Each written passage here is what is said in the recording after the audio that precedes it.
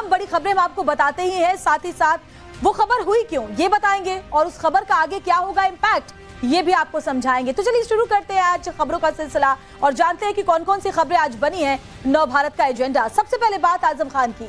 Jail से रिहाई के 15 दिन बाद अखिलेश यादव आज रामपुर पहुंचे। 1.5 घंटे तक आजम खान से मुलाकात हुई। सवाल यह है कि आजम और अखिलेश जब 1 to 1 मिले तो क्या क्लेश जिसकी बात लगातार पिछले दिनों से की जा रही थी वो खत्म हो गई और दोनों में 27 को लेकर कोई बड़ी डील सील हुई। सवाल यह भी है कि क्या आजम खान ने भी डील के बदले अखिलेश के सामने कोई शर्त रखी। नव भारत का एजेंडा में सबसे पहले देखिए उत्तर प्रदेश की आज की सबसे बड़ी पॉलिटिकल स्टोरी।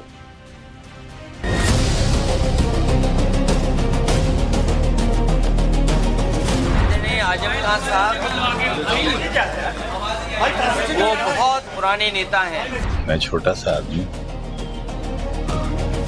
बीमार आदमी। आदरणीय आजम खान साहब पे सबसे ज्यादा केस लगे।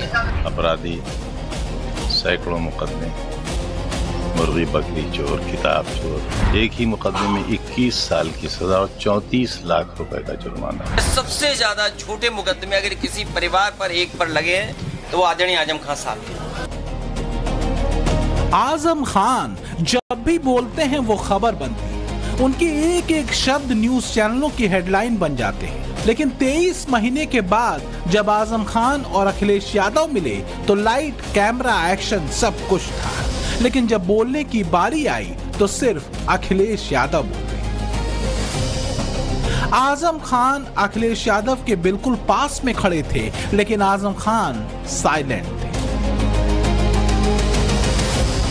बगल में खड़े समाजवादी पार्टी के मुखिया ये बार बार जताने की कोशिश कर रहे थे कि पार्टी को आदरणीय आजम खान की कितनी जरूरत है।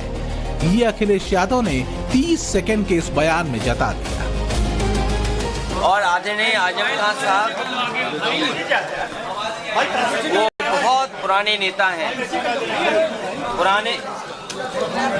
पुराने नेताओं की बात ही कुछ और है, पुराने लोगों की बात ही कुछ और होती है। ये हमारी पार्टी के दरख्त हैं।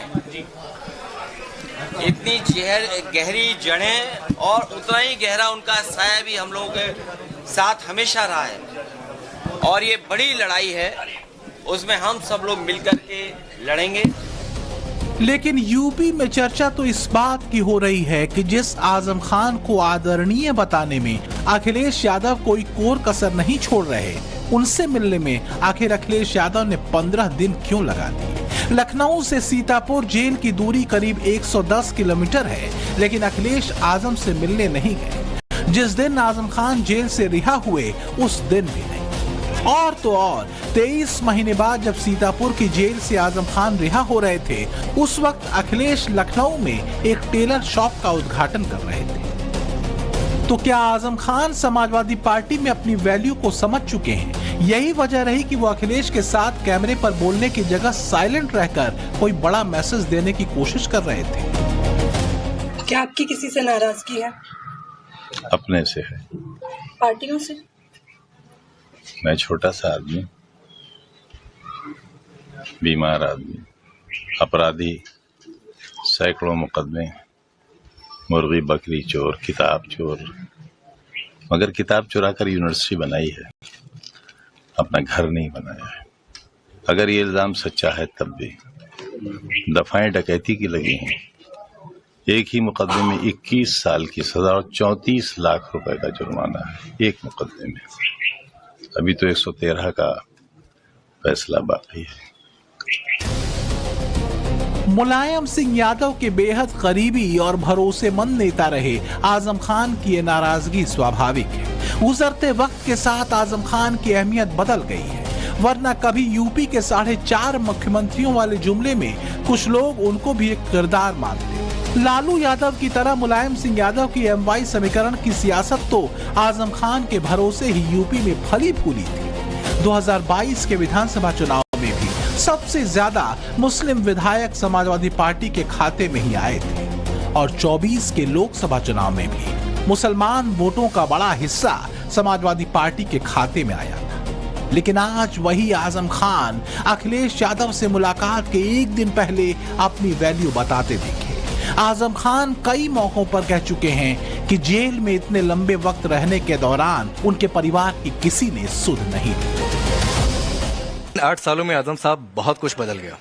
आप एक लंबा समय जेल में रहकर आए, सियासी तौर पर बहुत सारी बातें हुई आपको लेकर। आप जब जेल में थे, यहाँ से मुहिबुल्लाह नदवी को खड़ा किया गया, आपकी नाराजगी की बातें आई, इन सबको कैसे देखें? मैं बहुत नाराज हूं, ना मैं कम नाराज हूं। रश्क है मुझे। और रश्क इतना कि शर्त थी कि अखिलेश यादव से अकेले में मुलाकात होगी और बरेली में उन्हें उतार दिया गया। वो तो बहुत बड़े आदमी हैं। मैं कोई शर्त के काबिल हूं? तो बहुत बड़े आदमी, मैं किस शर्त, एक छोटा सा आदमी शर्तों की जिंदगी कहाँ जीता हूँ। 1.5 घंटे आपके घर पर अखिलेश यादव, आप यहाँ पर आए उन्हें रिसीव करने। इससे भी परेशान नहीं, मैं बस ये चाहता हूँ कि 1.5 मिनट में बता दीजिए कि बातें क्या हुई। बस जो आपसे कहा, यहीं से मोहब्बत की इब्तिदा की थी, तो यही बातें हुई होंगी। आजम खान के अल्फाजों में उनका दर्द और भड़ास साफ साफ झलक रही है।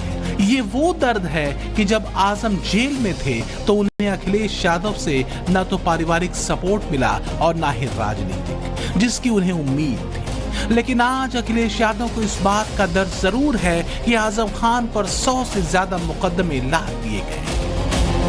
आदरणीय आजम खान साहब पे सबसे ज्यादा केस लगे हैं। ये कोई वर्ल्ड रिकॉर्ड बना रही है भारतीय जनता पार्टी।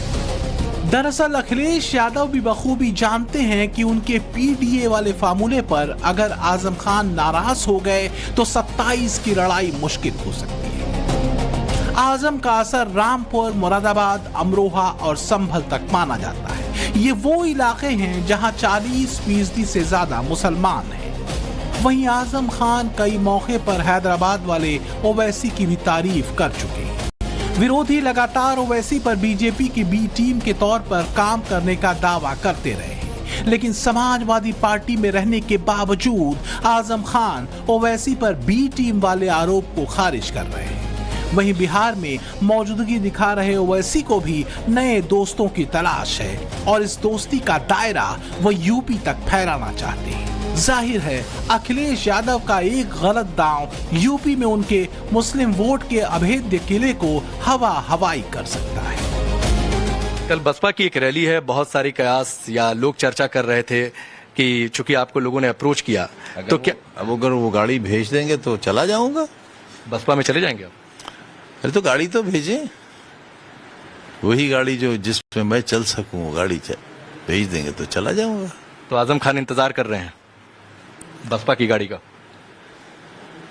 गाड़ी का तो मैं इंतजार नहीं कर रहा हूँ, गाड़ी मेरा इंतजार कर रही है। फिलहाल तो जेल से निकलने के 15 दिन बाद भी आजम खान अभी अपनी वैल्यू कैलकुलेट कर रहे हैं। तब तो बीएसपी की लखनऊ रैली से एक दिन पहले रामपुर जाकर समाजवादी पार्टी के नेता आजम खान से मुलाकात करते हैं, क्योंकि अखिलेश यादव की नजर 27 के चुनाव में मुस्लिम वोटों पर पड़ने वाले इम्पैक्ट पर है। रामपुर से राकेश पांडे के साथ ब्यूरो रिपोर्ट, टाइम्स नाउ, नव Bharat. For more of such videos, do like, share and subscribe to ET Now Swadesh.